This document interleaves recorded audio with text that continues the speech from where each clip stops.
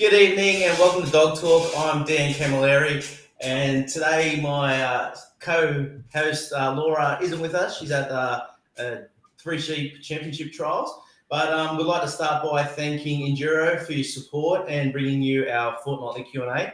Tonight we're fortunate enough to be speaking with Kirra Woodhead from Central West Canine Breeding. How you going, Kirra? I'm good. How are you today? Good, thank you. What are you up to today? Lots of breeding stuff, some semen collection and freezers, some surgical AIs, lots of blood tests and vaginal cytologies. How's that go down when you're talking to your friends on a Friday afternoon and you're working for a weekend and you say that? What kind of feedback you get from your mates? I mean, there's lots of weird and wonderful questions, and it's really hard when you get overheard at the pub and you're talking about you've jacked a dog off for the day and they're looking at you like you've got two heads. It's funny, like after I actually met you in person there a few weeks ago, and people go, "Oh, what'd you do with your dog? What'd you do on the weekend? I watched my dog get jacked off," and they're just like, "Wow, okay." And they didn't know how to talk to me anymore. No, they don't. Yeah, they really don't. I'm very lucky I met my partner doing the job that I do now, because I think explaining it to somebody else. But I would know they do like to point out I am more expensive than a hooker. Valid point. Valid point. Love it. Do you want to tell us a little bit about yourself? Yeah, so I am very lucky that I work out here in the Central West now. I have been here in the Central West Canine Breeding Unit here that we have for 3 years now. Prior to this, I worked for 5 years for Sires and Ice on the Central Coast there, which is a great experience, but I do prefer being out here in the Central West, much more laid back. Yeah, and Central West, you're located in Dubbo? Yeah, definitely in Dubbo. So relocated the whole family in Dubbo? The whole family, everybody came, dogs, kids, everything. Cool. So obviously this is what you do is very specialised. So tell us a bit about like your background, how before Sires and Ice and how it all came to be. Yeah, well, I was very lucky. When I left school, I decided I wanted to ride horses for a living. So I had some great opportunities then. I did a lot of horse AIing and things like that with one of the vets down there and the on stud that I worked for. And then lo and behold, I went and had a child and went and worked a desk job. And then I decided when my baby was 1 that I'd go back into kind of the animal side of things and elected to be a vet nurse. So as part of that vet nurse training, you had to do so many hours in a vet clinic. And I was kind of lucky enough to kind of stumble upon a repro vet clinic that was looking for a nurse. And I applied there, and I was just a kennel hand to start off with. And then, 5 years later, I was just the head nurse out there doing what we had to do. And when you're talking repro, obviously talking reproduction. Yeah, reproduction. Yeah, that's exactly right. That's cool. And from there, you went into 5 years there. And then Dr. John Newell, who is one of the very first vets to ever bring any of the freezing of semen and all that to Australia all those many, many years ago. He was a good friend, and he was opening the clinic up out here, and he asked if I would like a job when I was telling him that I was looking around for a new one to broaden my horizons and my knowledge. And kind of like the rest is history. I drove out to Dubbo the following week, and then 2 weeks later we moved the whole family out here. Dub Vegas is now home. That's exactly right.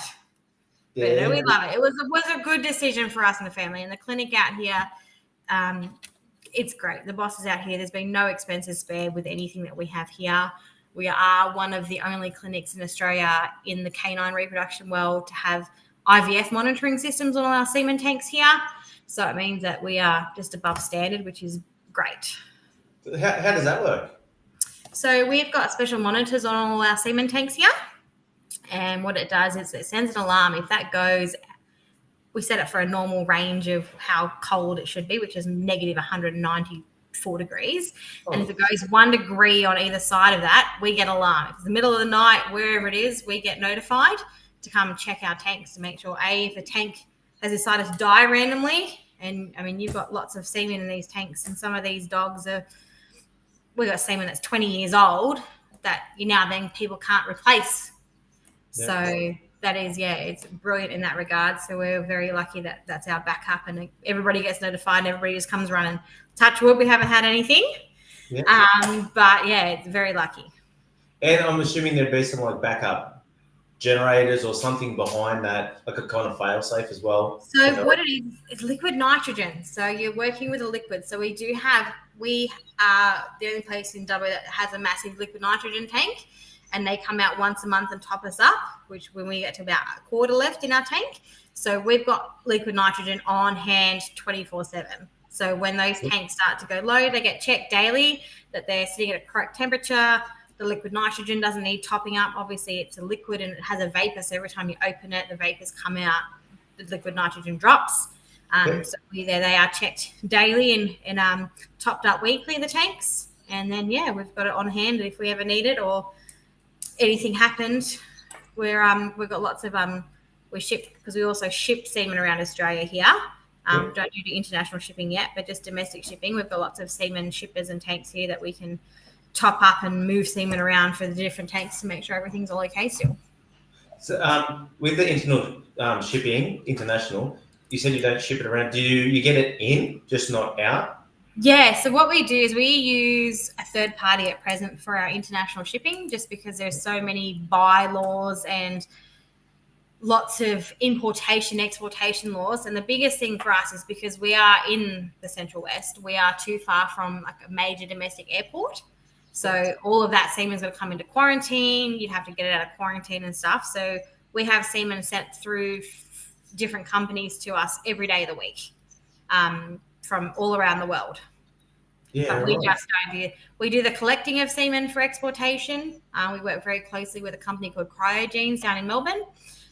Terry's great there, and we just send her an email going, look, this is what dog we have, where we're sending it to. Well, she'll give us the latest information of what blood tests or health checks or anything like that need to happen for that semen to be exported to whatever country it's being exported to.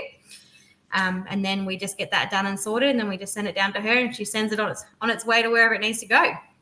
Yeah, very cool. And like you mentioned, like the freezing of it there, and liquid nitrogen. Like, how often do you get people go, so can I just take it home, put it in the freezer, and more than I'd like to count. Yeah. And when I say them, like your normal freezer goes -15, -18 if you're lucky, and we're negative 191 to 194. I said it's a lot different in the temperature. Yeah. So definitely we've had that happen before. People have turned up where I used to work, and they wanted to collect their semen and take it to a different clinic, to a different bitch if they've got, they have joint matings with different dogs, or ship it to a different clinic because that's where somebody's purchased the semen from, and they just turn up with a little esky, and you're like, yeah, not so much. Yeah, that's like, do you guys do live, like on site AI there as well? We do. So we do a bit of everything. So we do, all your collections. We do collection for all your stud dogs. We do semen evaluations. We do fresh insemination. So we'll do a vaginal AI, which is where we just collect it from the dog, put it vaginally in her. Part of that process, though, is what we do is we collect the dog, we'll evaluate the semen. So with any of our inseminations here, you always know how good a quality your semen is. So like how many million or how many billion sperm you get in that collection, what the quality is like too. It's not necessarily about quantity, but it's about quality of semen too. So of that semen you have, like what if it is good quality? What is it good enough that, whether you can freeze it, whether it's good enough to do a mating, or whether, unfortunately, it does happen, whether everything is just not moving. It's all dead. Yeah. So as part of all our inseminations, we do semen evaluations. Contrary to belief, prostate fluid is not great for semen. So we always centrifuge the semen, pull off that prostatic fluid. And we're very lucky here that we make all our own chilled semen extenders and freeze chilled extenders here in clinic, with our own recipes. So then we are very lucky. Our chilled semen extender we've got lasting for up to 8 days now, which is better than 72 hours. Yeah. That's actually, I was just going to get into that, because when I was there that a couple of weeks ago, how you explain that. Can you explain like the normal process, like the 2 to 3 days, and what your extender does? Yeah. So everything obviously with our semen extender, we pull our prosthetic fluid off our sample. We use something called a spermacue. We count how many billion or how many million sperm we've got per mil of ejaculate is the easiest way to explain it. And we also look under it in a microscope. And then what we do, pull that prosthetic fluid off. We do like a 1-to-2 ratio, normally for our chill semen. Put it in, we put it in a chilled environment here. And then what it is, your semen dies. Semen doesn't live forever. So basically it keeps it alive. So it's got enough stuff in it to feed it, some of the stuff in it to like protect it from all your elements. And obviously if you chill it, it kind of puts it more in a dormant state that it won't die off as quickly. So standard practice has always been it's about 48 to 72 hours for a chill extender. We are very lucky that we are able, we've got a range of stud dogs here that we collect weekly, and some that we just use. Some of the boys, they just come in and they're just for our semen extended trials and stuff like that. So they've got the great life. They don't have to do anything. They just live a life of luxury at home and just come in to work every now and then for a collection. So with trial and error, obviously it's all a bit of a secret with what we use and stuff like that in it, because that's what we do, and that we don't want, absolutely business everywhere else. But we've been very lucky with the we've got Will Tong. He is over from China. He's headhunted. He has one of the number one strike rates in the world for TCI insemination. He's done lots. He has repro clinics over in Beijing. What's that? TCI, so it's a kind of insemination. So it's a transcervical insemination. So you've got your natural mating, you got your natural AI, you got a transcervical insemination and a surgical insemination. Kind of your 4 ways you can inseminate a girl. Obviously, natural mating, boy and girl joined together. That's kind of pretty straightforward. Your natural AI is where you take it, evaluate the semen, and just put it vaginally in her.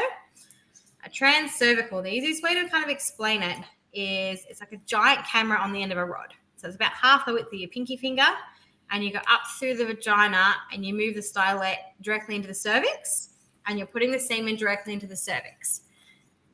Again, every time you're kind of going up, you've got a higher success rate. The reason why TCI is a higher in a success rate is you're taking the travel time out for the semen, because normally the semen goes into your vaginal canal and then it's got to travel all the way to the cervix and then up into the uterus. Whereas you're putting it in the cervix already, and then kind of we do a manual manipulation after kind of they're inseminated. They do a headstand, let gravity help you out with this one. Yeah. When they kind of contract and stuff like that, the females, they'll suck that semen into the uterus. So you're getting it directly kind of where it needs to go, which then obviously increases your success rate or your chances of success. There's so much to it, right? It's like there is 100%. But at the end of the day, when you done something and spun it up, like we had it on and the beauty about when you do it, like as a client, you can see it on the screen. Yes. Right? You can see all that, and then when you cleaned it up and you just seen it like go from like how it was to like real busy. That's exactly right. Like, it was just it's funny you say that, because it's the $40,000 microscope here that I look to get every day, but it's the $500 TV screen that the client's like, oh, look at that. Yeah, absolutely. And we've been talking about collection there, and obviously that is how we started with the jack off. Mm-hmm. Do you want to talk us through that process and how that's different? Because we're talking prior to going live about like with horses using mares and then dummies, and then you mentioned different again, and you mentioned sheep, but you mentioned something I've never heard of before. Can we talk about that a little? Yeah, definitely. So obviously with canines, it's a manual extraction. So, I mean, with horses, you use like teaser mares, you use dummies, you use artificial, like an AV, artificial vagina, basically, where they make it warm. That's where he does his business. So you don't have to touch him, basically, other than to pop him in. You'd use your electrodes like for like cattle and sheep and things like that for them to ejaculate. But yeah, unfortunately, dogs are a manual extraction. So we use bitches in season as a teaser that smell really good, that get all the boys all excited. I have a couple of stud dogs that come over here weekly that unless the girl is ready, they're not even interested. If they're very early in their season or too late, they will not get themselves very happy and nod up and ejaculate.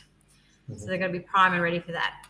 Other dogs are funny. They've got to be the same breed. So if there's a couple of breeders around here that wait for their girls to come in season, then bring their dogs in because they're not interested in anything that's not fluffy if they're fluffy, or a greyhound if it's a greyhound. they don't swing every way. They just want their own. Yeah. And that said, like you guys have, where would the concentration of your business be? We have people travel from everywhere. I had somebody from Queensland last week down here. That was who travelled to us to use frozen semen they had shipped to us here. So we've had people fly dogs over from Western Australia. We are wherever, if anybody wants to send in girls to us or stud dogs, we're all here for everybody.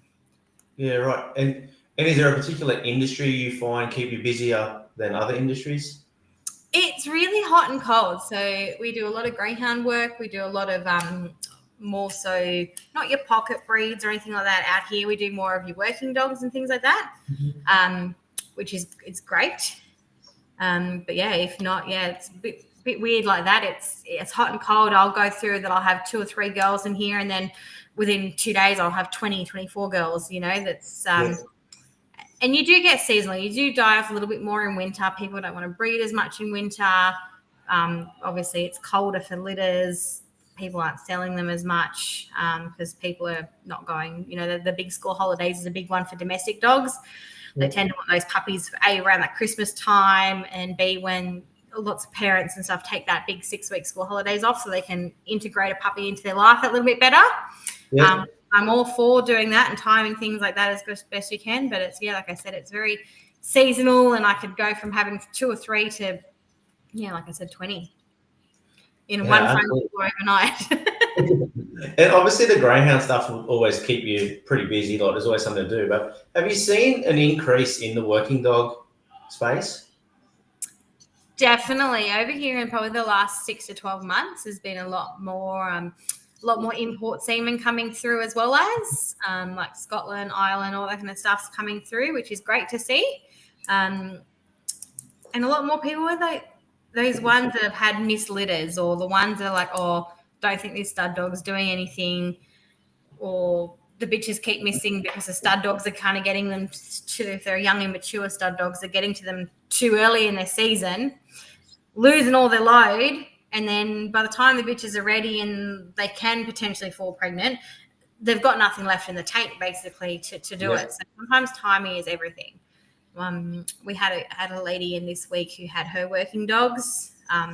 She just would not stand for the boy at all. So we artificially inseminated her just because he was trying his little hardest, God bless him, but every time he went near her, she'd sit down and it just was not working. So sometimes the bitches don't have that kind of nature to stand still for the males to mate them. Yep. So you go through that way. No, absolutely. What about other type of work dogs, like agency dogs, like protection dogs, or like work dogs for like government? Have you seen any of that stuff start to pick up yet? Like is in the memoirs and and that kind of stuff? Yep. Yes, there's not a lot of them kind of out this way, but I definitely have worked with and done collections and moved semen for the working, the police force and things like that, as well as for their breeding programs and that. Well, hopefully my partner's coming through one day is good enough, and we can work down that path as away from the stock dogs. That's exactly right. So, I mean, look, we're not biased about anything here. If you've got a pocket pet, if you've got a greyhound, you've got a working dog, you've got a pig dog, it is what it is. As long as kind of, they're coming in, you are doing your due diligence as a breeder. Like DNA testing these days is amazing for everything, to make sure, like I do lots of border collie stuff. You've got none of your collie eye syndrome or anything like that. Like it's great in that way, or that you're not having these dogs with the health issues that you had. Actually, 2 questions I got off that. First of all, do you guys work in with like some of the companies doing testing as well for like genetic? It's really hard. There is so many. And so I have this conversation with people, and they ring up all the time and go, how much is the DNA? And I said, look, I can't tell you that answer because it depends on who you would like to use as the customer. I said you've got plenty. Orovet's one of the biggest ones in Australia. There's lots of people that send it off to Embark. Greyhounds have got their own international one that we've actually got to send their DNA off to New Zealand as part of it. Like there's so many different companies that do it. So I just tell people these days, I say get in touch with whoever you'd like to. Some people have bad experiences with some companies. Some people have been recommended different ones. I know there's a lady who does it for the Working Dog Association, who's really good. So just tell people, do your research, let me know who you want. We can certainly take the DNA, the hair swabs, the blood tests, the saliva swabs as well as here in clinic. But as for a cost, we charge a standard $30 to collect DNA, but it depends on where you send it off and how in depth you want that DNA to be. Like I do know with Orovet, you can kind of do like a basic kind of profile of whatever breed you've got, or you can got a more in-depth, thorough one that they do, which again increases the price as well as. Can you tie the data that comes back in with your records with the sire you've got in a tank? Yeah. So what it does, if it comes back to us, we certainly can put that as part of all the semen that we have stored here. Everything gets a semen report. So we get the dog's microchip if they're microchipped on it. They get their full working name if they're working dog. All the contact information when they're collected, how much semen was collected, what the ejaculate was like, what the post-freeze analysis was. Pretty detailed. How many breeding units you got from it. If people send us copies of the papers, we'll throw a copy of their working dog papers for the stud dog in that as well. If they send DNA results through, that'll go as part of that. And then whenever I ship semen around Australia or anything like that, I send all that paperwork with that semen. So it stays with the semen. We obviously keep a copy here as well for always. But then everything that gets shopped, they've also got a copy as well as. Yeah, beautiful. That's a pretty detailed service like you guys provide there, right? And it's become a bit of a one-stop to it. That's it. You can't. It's something you can't be half-assed about, if that makes sense. Absolutely. It's, you've got this semen, especially if it's stored correctly, can live in those tanks for 30, 40 years before they're used. It's when semen comes in from any other clinic, or even if we're using it here, my first look is, okay, where's the semen report? What a good quality of this semen is, like what kind of insemination are they doing? It does take into account that if you're doing a transcervical insemination, you need a little bit more semen than what you did for a surgical insemination. Obviously, surgical inseminations in the greyhound world are being wiped out altogether, that you're not going to be allowed to do them anymore by the greyhound board. Why is that?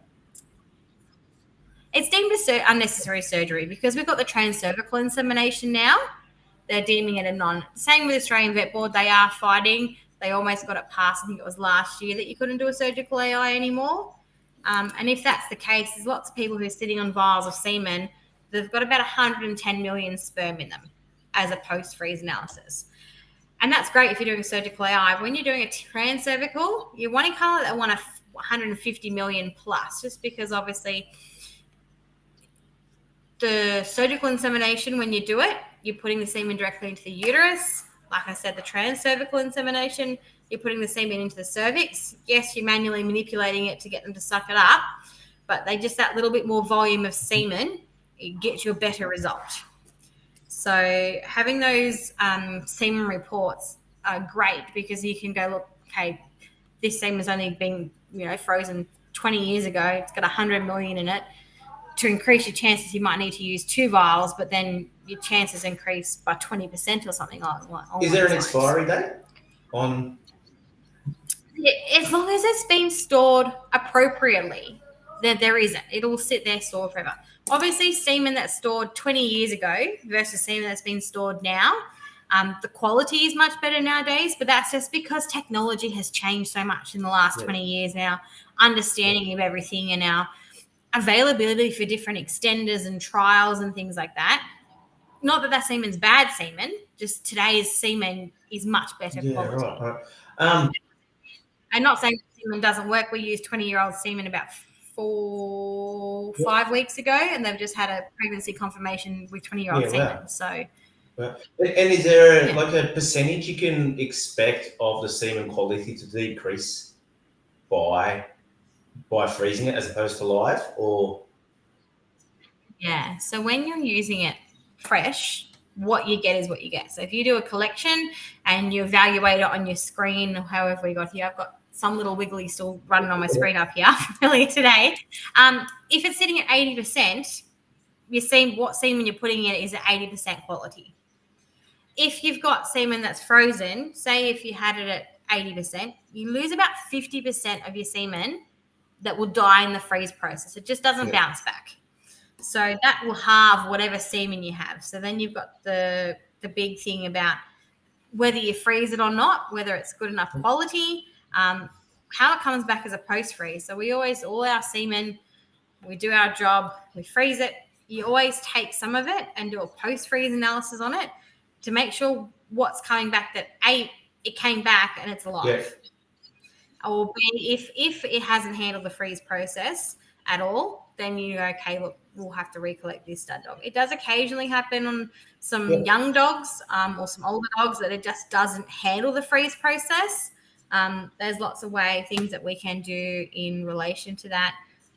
We've got a stud mix here that we've made up with everything kind of to support good semen production.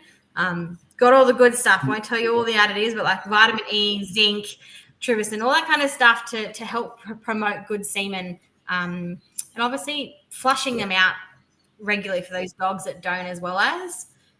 We had a 6-year-old dog in about 3 months ago now that had nothing. Like he had never seen a girl before in his life, had never sired a litter. He didn't know what was what. His first collection showed everything was good. Right. So we put him on a semen maintenance program, put him on our supplement. We collected him every 2 weeks for a few weeks. And got him to the point where they were actually able to go and do a mating and get a live litter of puppies out of him from a dog. And I actually love that you guys do that because, like, let's be honest, you could freeze it and just rip people off, right? Like, it could be done.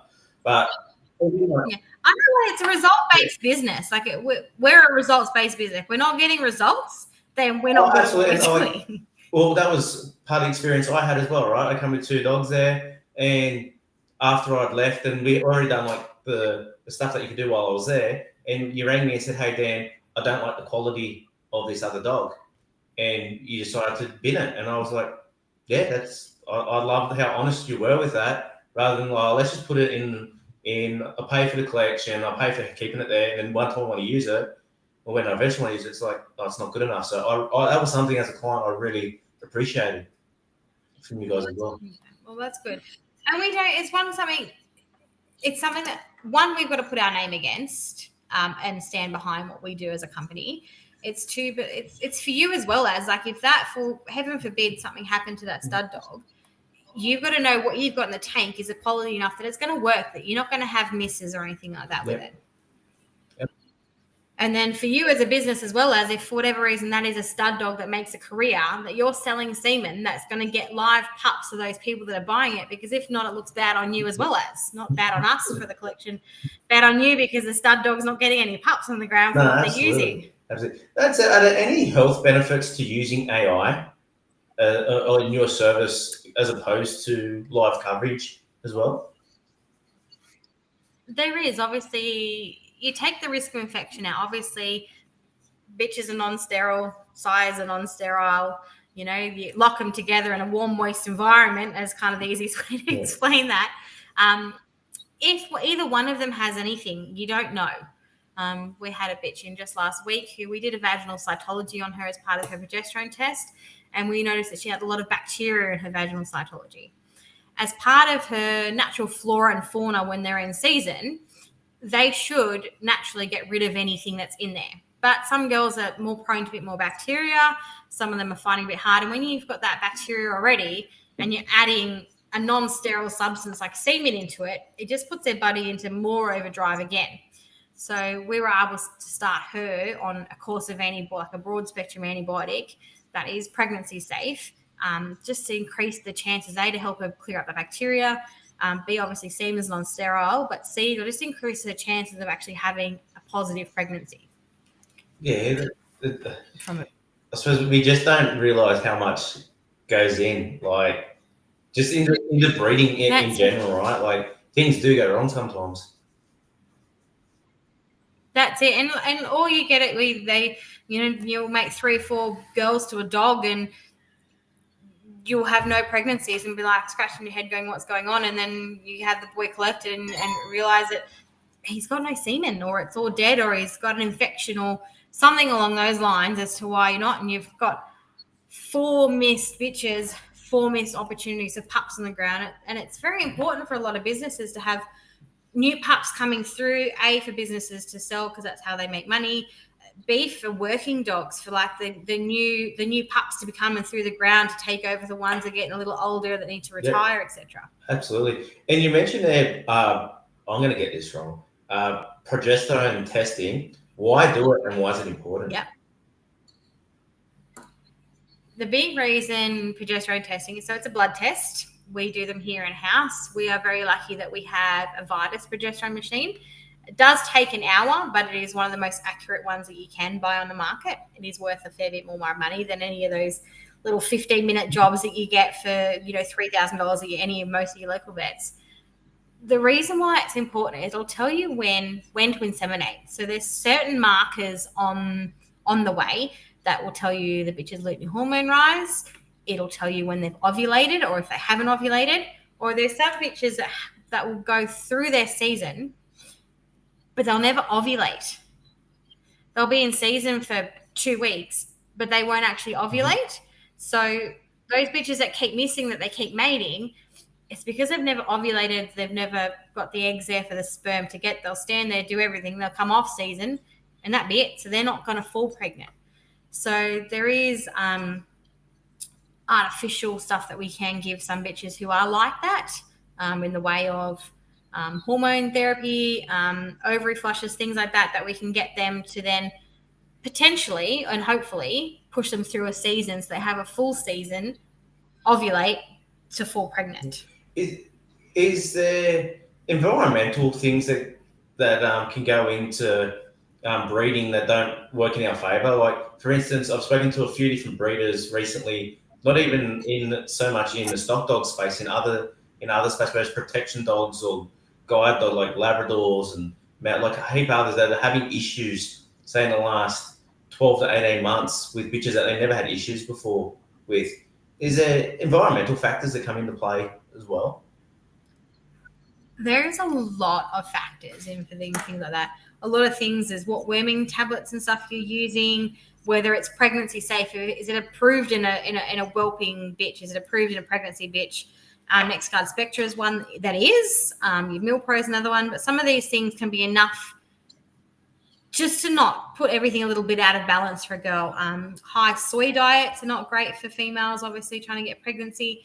A lot of dog foods these days, that's what I tell people all the time. I said, read what's in it. Read what you're feeding your dog. Sometimes it can be as simple as that they've changed an ingredient in the dog food that you've been using for the last 10 years. And because you don't read it every single bag, do you? I know I'm guilty for a fact that I buy what I buy. And it's a good quality, high quality dog food that I feed with some raw as well as, but I don't look at the ingredients every time I buy a bag to see whether they've changed it at all. And sometimes it can be enough to tip the scales in whatever was there. That way, really hot environments, again, can shoot the girls through their season so much quicker than that. The average, they always used to say, 14 days, or they've stopped bleeding, then mate them. I've had girls here that have been bleeding to be season. We've made them on day like 27, 28 in their season. Because they've been that slow to rise. And we've had other girls that people swear black and blue, they're only day 4 or 5 and we're inseminating them already. So same with stud dogs, your hot environment, overworked, obviously the testicles drop a little bit more to get the semen cool away from the body.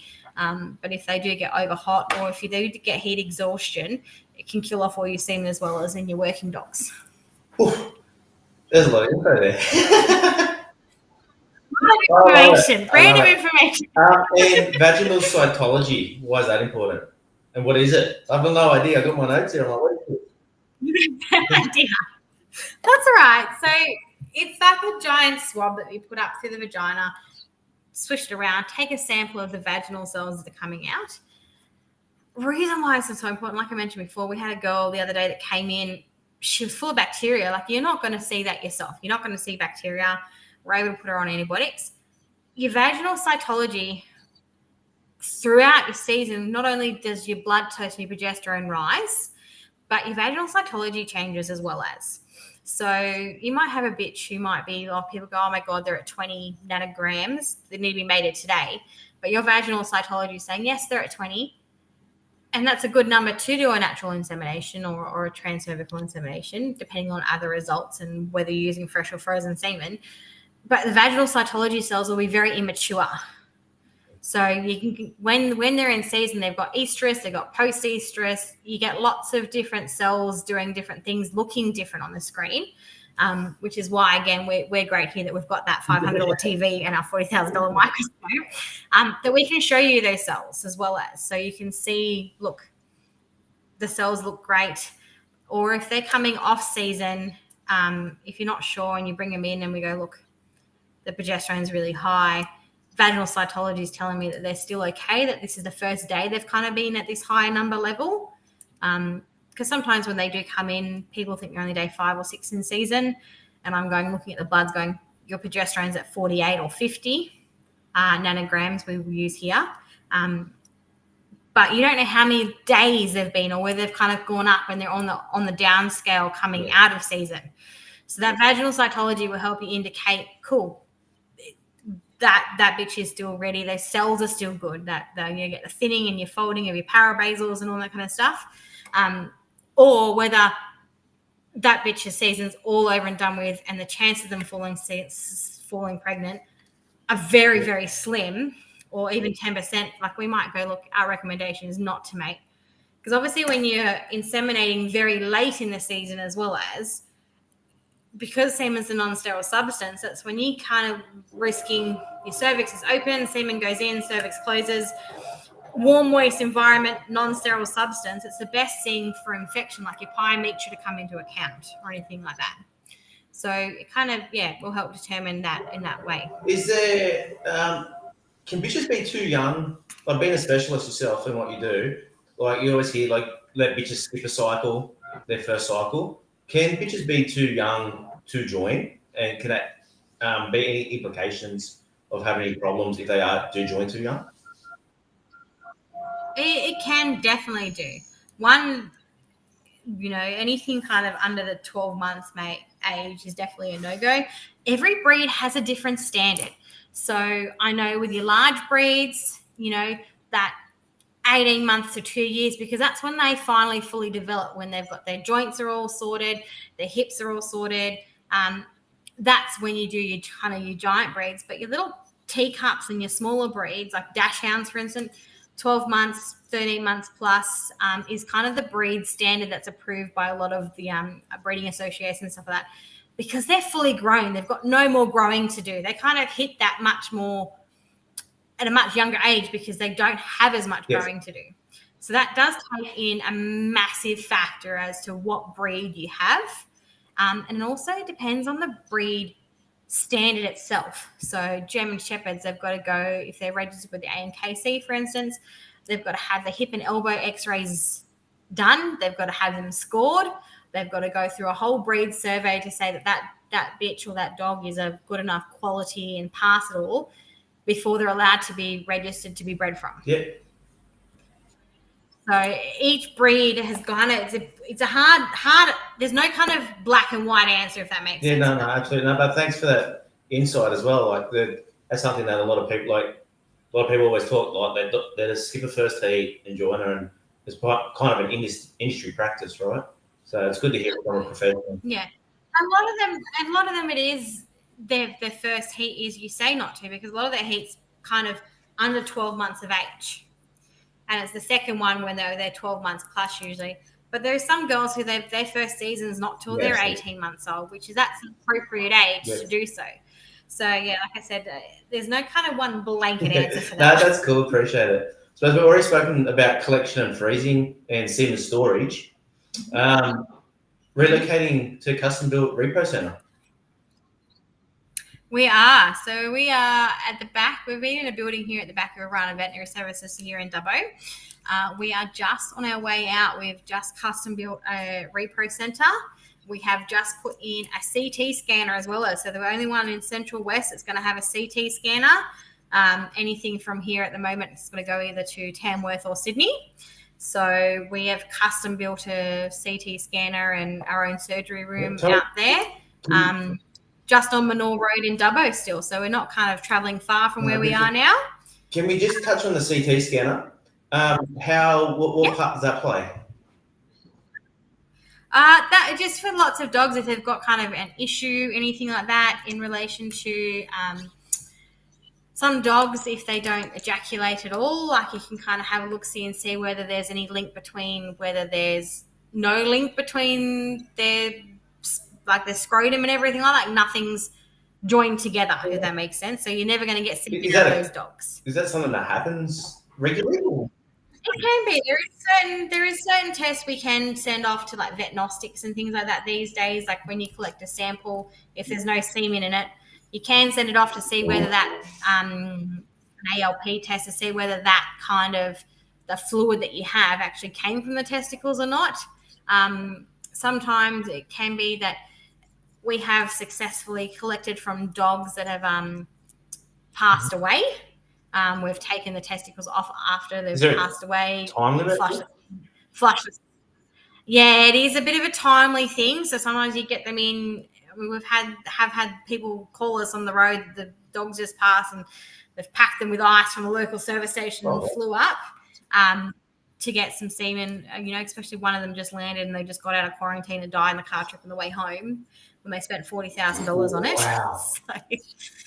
So it's one of those things where we're very lucky. Like I said, the bosses here don't spare no expenses for anything like that. I mean, obviously it's good for everything else as well as any kind of injured dog, a CT scanner if they need that kind of thing for back or anything like that. But in the way of repro world, just to see, if there's any underlying issues internally or anything like that, that could be why they're not falling pregnant. Could you use that to see if confirm a bitch is in pup as well, or? Yeah, you wouldn't necessarily put them under a general anaesthetic for a CT scanner for that. Ultrasound's always the best for that. Kind of your 28 days plus is what we say for an ultrasound to confirm pregnancy, and go forth from there. We do obviously here with our girls, we do a pregnancy progesterone test as well as at our 28-day scan. The reason behind why we do pregnancy progesterone tests is sometimes when you've done an ultrasound, you confirm a bitch is in pup, and you're going, look, the vet says you've got 8 or 9 pups, brilliant. You get to whelping day and you've only got 3 or 4, and you're like, wow, I was expecting 8 or 9. Or you have bitches who absorb the entire litter that they're ultrasounded and confirmed pregnant.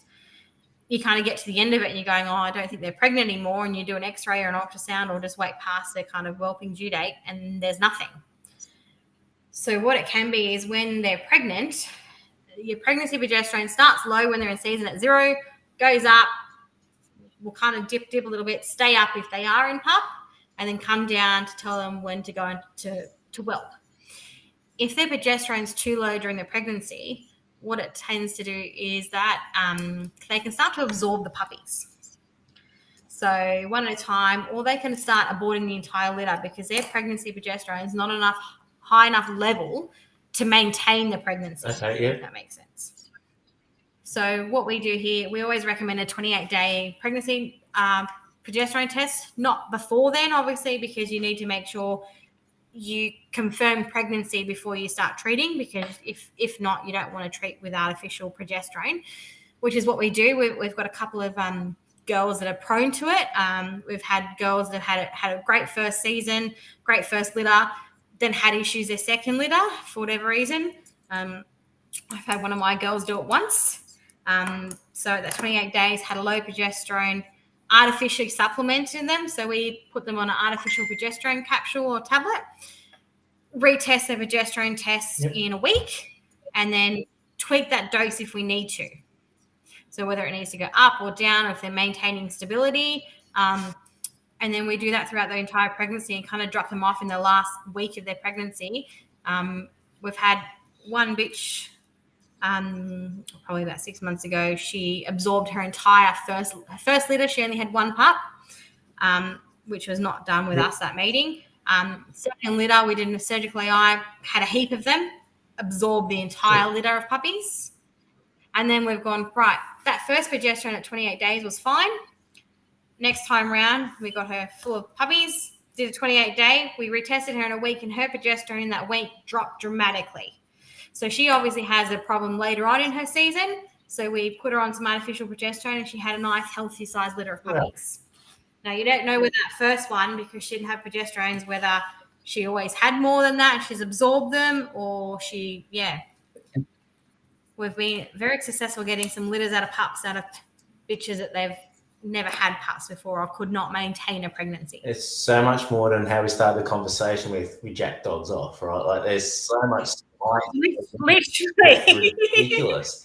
What else? Like your CT scanner at the new facility. What else does your new facility bring? We have a custom-built dog kennel out there, climate controlled, air conditioning, heaters, etc. like that, which is going to be great for any boarding girls or stud dogs that need to board with us. Obviously, like I tell people all the time, you're better off to come over and pay for one extra progesterone test because you're in your season rather than wait another 6 to 12 months. Some of the girls that come in here, they come into season every 12 to 18 months. I said, what's one extra blood test and dropping them off earlier with me here and boarding them with me rather than waiting that 12 to 18 months, especially when they're getting kind of if they're 5 or 6 and you're going, okay, well, if they're 12 to 18 months, they're going to be, if they're 6, they're 7 and 7.5 when they're kind of wanting to do their last litter or anything like that. So that is a great thing that it's all fully enclosed, climate control, keep them comfortable, keep them as happy as Larry as he can be to kind of have a natural season. Obviously, stress is something that can affect seasons. So if they're a very stressy girl, if you've got a lot of bitches running together, kind of like the hierarchy, I don't know, with wild dogs and things like that, only the top dog can fall pregnant. Like none of them underneath her can have pups. It's kind of like, and that's not something that happens because they just don't mate.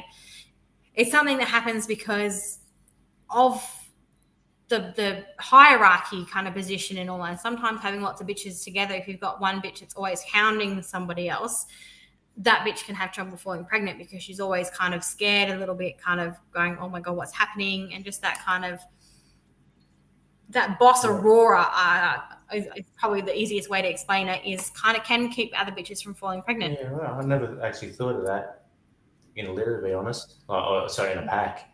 And what's your kind of capacity like for that if people from over the place want to send you bitches?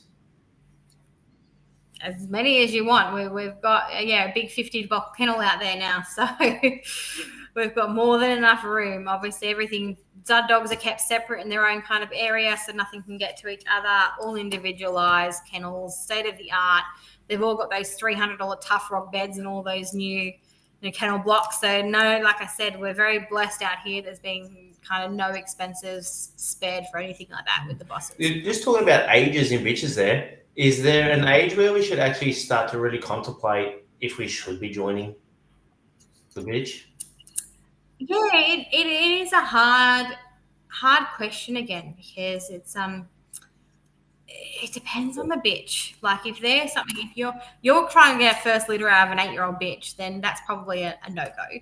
If you're getting a last litter out of an 8-year-old bitch, then that's probably a bit more appropriate, if that makes sense, because their body's done it. They know what they're doing. Especially with the greyhounds, the race dogs, if they race until they're 5, they're not going to have their first litter till they're 5.5, 6, second litter 7, second litter kind of 8 kind of thing. I know greyhounds have a cutoff of 8 years of age. Anything after 8 years of age, you actually need a full health check. So you cannot breed a greyhound over the age of 8 that hasn't had a vet check done, signed off by a vet, being sent off to them, then being looked at by, greyhound, your GWIC, your Greyhound Welfare Integrity Commission, to be approved for breeding. Your toy dogs and stuff like that, because the average life expectancy of them is 15, 16, whereas, you get a rough collie or something that's 11, 10 to 12 years of age instead of. So that's got a lot to play in it as well as. Yep. Yeah, very cool. And with you, obviously you specialise in dogs. Like, can you hold semen for other animals, or is it just canines? We just have just canines at the moment. It's something that obviously that we are not opposed to. If somebody has something that needs to be stored or anything like that, we do have facilities. Obviously, we store our semen here out in pellets, but we do have the availability to store semen in straws as well as. Great thing. I have all these questions in my head, and I keep losing them because I keep thinking of other one now. Now that's something that I had never heard of before. Like everyone goes, "Oh, I've got straws." Do you want to? Can we touch on the pellets, please? Yeah. So, and it's really hard because a lot of people in the greyhound go, "I've got straws," but you don't actually have a straw. You've got a vial with semen. Give me 2 seconds. I'll show you. So we've got here.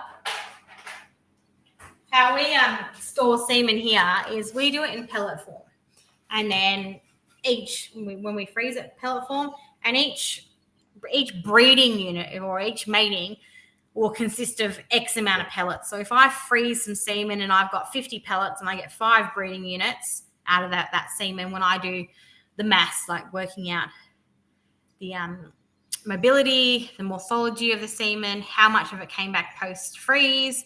When I do kind of my maths work and all that kind of stuff, and do my calculations and stuff like that, and how many pellets that I get out of it, that'll obviously separate into whatever I've got. Then we put our breeding units into one of these, which is a cryo vial, which is specifically designed to go at minus 194 degrees, and we've got different sizes. So for whatever reason, if you've only got 8 pellets and you've got a bit less, you'll put in a smaller one. Bit bigger, you've got a bigger one, and then each one of these vials is a breeding unit. So it depends on. So if I get 5, I'll put 5 of these, which will have a label of the dog's name. Everything's labeled here, so every bit of semen that we've stored in a tank's got the dog breed, the dog's name, microchip number, or if it's not microchip, will clearly state the date and the split number. So how we split these, if we get 5 matings out of one collection, we'll number them we'll letter them A, B, C, D, E. And then that way, if I sent some semen out, I'd remove the A vial off our database here and be like, you've got B, C, D, E left of what you've got here.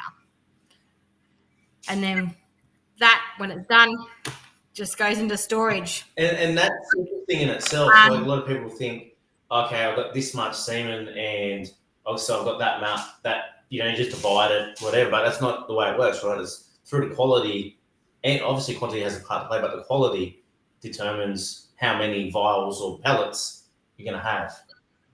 That's exactly right. So I can have a dog give me 8 mils, and people go, that's brilliant, but he's giving me 8 mils with 32 million sperm per mil, which is not a great collection. Obviously, you lose about half of it during your freeze process. Or I can have a dog give me 4 mils, but give me 180 million per mil. So it's not about quality, it's about quantity as well as. Obviously, you do need quantity does take into effect, like you've got enough sperm to freeze or enough sperm for an insemination. Like if they've ejaculated only a little bit, then sometimes you'll need to do a second collection to add it together to get enough semen.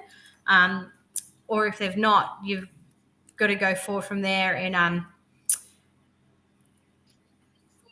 make sure that you've got enough, basically, is the hardest way to explain it. So we went with our pellets here, but there are some people like in the beef breeding and stuff like that they'll occasionally will freeze a pellet of semen. With the sheep world, beef breeding, all that kind of stuff, they'll freeze in huge pellets. So they'll put 0.5 of a mil of semen into a pellet, whereas we're putting much smaller volume, if that makes sense. So their pellets are huge. So they may have one pellet is a breeding, whereas we freeze smaller and we'll have like 8 or 9 pellets make one breeding, if that makes sense. So hence why that kind of coming into account, sending the semen reports for things are great. Yeah, and that's good. So you know exactly what you're getting. So we have semen come over here, they'll collect it and get 1.5 breeding units for 2 collections and go, look, part A and part B add together and that's 1 breeding unit. So without the semen report, you're not going to know that kind of thing. Yeah, no, absolutely. You've absolutely just you've got mind. You're gonna have mind spin. People are gonna have to listen to this a few times to actually get the head of it. Like, obviously, you're very passionate about it, and you're extremely detailed. It's something that you do day in, day out, but not only do it as a job, like you actually have a massive passion for it. Are there any like frequently asked questions or myths that we could put to bed tonight? Or you think we've covered a lot of them? I think with a lot of them, again, like I said, it's rocking up with an esky thinking you can just transfer semen anywhere that kind of way. It's a big no. It's obviously kept in liquid nitrogen. It's got to be transported in specialized shippers and things like that. A big one again is the whole old how it used to work all the time. It still does work for some bitches that, like I said, that day 14, you inseminate day 14 regardless, or whether, they stop bleeding, now you inseminate them. Kind of, that's a big thing that is different. There's a lot of bitches that do not fall in the norms, and those bitches they used to have misses with before, we're now getting positive pregnancies because one box doesn't fit everything. I do get asked a lot, like, kind of, what numbers are you looking for in your progesterone test? What numbers are your blood tests need to be at? And my favorite thing to say back is there is no magic number. And people look at me like I got two heads. And the difference is it depends on if you've got frozen semen or fresh semen. That has a huge part to play in that, because your frozen semen, because it's been frozen, obviously, it doesn't live for as long as your fresh semen. Doesn't matter what you do, it's not going to live as long as fresh semen. So you've got more leeway and more give with your fresh semen than you do with your frozen when you're inseminating. It also goes into effect what kind of insemination, whether you're doing just natural AI, a transcervical, or a surgical AI. Natural AI is obviously that semen's got to have time to travel up the vaginal canal into the cervix, into the uterus. Surgical AI is you're putting the semen directly into the uterus. It doesn't have to travel anywhere, so it's exactly where it needs to be to start working straight away, if that makes sense. With your progesterone testing, like I said before, we read in nanograms here. There is a second way you can read it, which is in nanomoles. So it also depends on kind of what blood machine you're using, whether it reads in nanomoles or nanograms, because those numbers are two entirely different. So where you'd go in, for a rough example, I've got to do some math calculations here.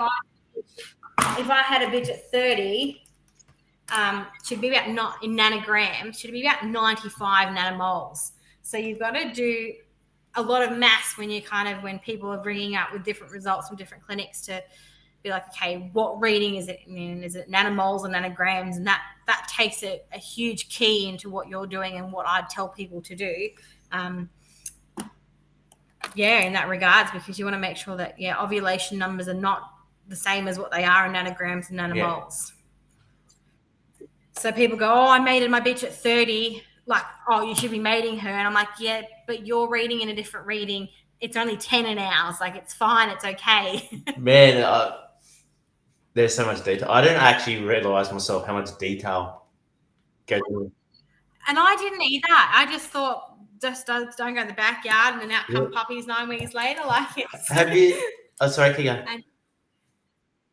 That's right. And it's a big thing depending on what kind of inseminations you're doing, as well as depends on kind of when pups are due. When you're doing surgical AIs, obviously a standard whelping period is 63 days.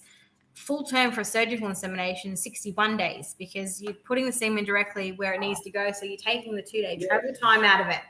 So you've got people that are like, my bitch is at 60 days. She's popping out puppies. I'm like, that's fine. They're like, they're 3 days early. I'm like, they're surgical AI. That's fine. That's normal. It's okay.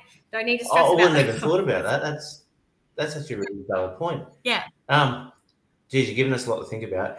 Are there any, and I don't want to put you on the spot, well, but I suppose I am, and if you get something piss off, that's okay. Have you had any like real cool projects that you've worked on that you can talk about? Like, if you can't, that's sweet. But like, 'cause I'm just assuming like there'd be some real specific cases that people would want to come with you that are kind of like curly ones that you would have worked on as well. There is a lot. We are doing a big project back in June. I'll check back in with you after we do it. I don't know how much I can say about it now, but definitely worth a conversation after June if it goes ahead. And I think it is all system goes at the moment, which will be very, very cool conversation to come back to. But we have had we've looked at. We've had the local bee man come in here and use all our equipment to look at his bee semen, which has been great. So that's different again. How they extract that's different. Like it's all like there's special holders for bees and all that kind of stuff. And the semen again looks different on the screen to what your canine semen looks. So every kind of species got their own thing. We have done some semen trials using some extenders that they've used for sheep. We found not really any of them cross over really well. We've had some semen with some really enlarged heads look like they're about to explode and things like that in our semen trials. So we're always experimenting and trialing new things, seeing what we can do here to be the best of the best, to be what we can do. We obviously trial it here on our own. Your transcervical inseminations, they always used to say you need about 200 million for your post-store for your freezing. The boss and I have done lots of TCIs on our own girls, and we're using vials of semen that have got about 140, 150 million in it instead of, and getting those positive results. His last litter was 10 pups. So we're getting those results when it's something that they've always said no. And it's all got to do with your timing. You're making sure you're handling the semen correctly, the semen's being used and defrosted in an appropriate way is one of the best things you can do. It's got to be snap frozen. It's going to be snap defrosted. If it's not defrosted properly, you can kill the semen that way. So what would look good on me in a post freeze at 50%? If it's sent to any clinic that doesn't know what they're doing or they've got new people doing it, how it's stored and how it's defrosted has got a big thing that can affect any results in that way. Your straws defrost differently to your pellets as well as. So there's 2 different defrosting methods as well as. So that again, you got to have your temperature at a certain of your water bath at a certain degree temperature for each one, and they're both completely different. So just knowing how to handle that semen and how to do it in an appropriate manner is a big thing. Kirra, you have not fallen short of providing any information tonight. I really appreciate it. I mentioned before, you can tell how passionate you are about it. I love when people love their jobs. It's just really, really cool. For people listening back, or even listening live, but listening back, if they want some more information, what's the best way to get in contact with you guys? There is a lot of ways you can get in contact with me. We've got the home address, the email address. But the best one's probably the work mobile number, and I cannot remember it off the top of my head right now. Give me 2 seconds. Cool. That's straight. Okay, so it'll be the 0439 360 667. If you call me, I've got that on me 24/7. Of course, some days I can't answer straight away. I'm in collections or I'm inseminating. Leave a voicemail, send a text message, and I will get back to you. And I know that will happen. So. Yeah, I said you have. I love it. About the phone calls and then the messages and the emails. There's been your communication's been amazing. I haven't had a bad experience dealing with you guys. I really appreciate I'd like to hear that. Like I said, we've got the mobile now. It used to be a bit harder with just the landline, because obviously I can't be one person show most of the days. I can't be everywhere at the same time, but definitely that mobile is brilliant. I thought we were away at the beginning of the week, me and my partner, and the phone was with me when I was away. I rang in. I was like, sorry, just call me back later in the week. It's we're free. It's fine, and it's not. Being in this industry, you've got to kind of be available because girls don't know whether it's Christmas Day. We were in here Christmas Day last year doing inseminations because when they're ready, and you can't hold off on that. You can't be half-hearted and be like, look, we'll just do it tomorrow or we'll just do it today a day early because I've got things to do. You can't. You've got to make yourself available for that because it is what it is. They don't know it's Christmas Day. They don't know it's Easter. You don't know you got a wedding to go to or anything like that. You've got to be available when they're ready. Absolutely. Is there anything that we haven't really covered tonight that you think's important that you'd like? I don't actually think so at this stage. If there's anything else, I'd love to have a chat again. So that's fantastic. fine. Well, hopefully we can have a chat after. Where we're now, what says March. So hopefully June's only a few months away. You and I obviously stay in contact anyways. And if that exciting thing comes up, we might be able to get back on and have a yarn about that. Definitely. Happy to have a chat. I know you've got a young family, so thanks heaps for giving us some time tonight. We really appreciate that. To everyone listening, whether you're live or listening back, really appreciate you jumping on. I'm sure you got plenty out of that today. If we have any people out there that would love to come on board and help with sponsoring Dog Talk a bit, you know where to find me. Shoot me a message. And please remember, we learn every day, and the day we stop learning will be a sad one for all of us. Thank you and have a great night. Cheers.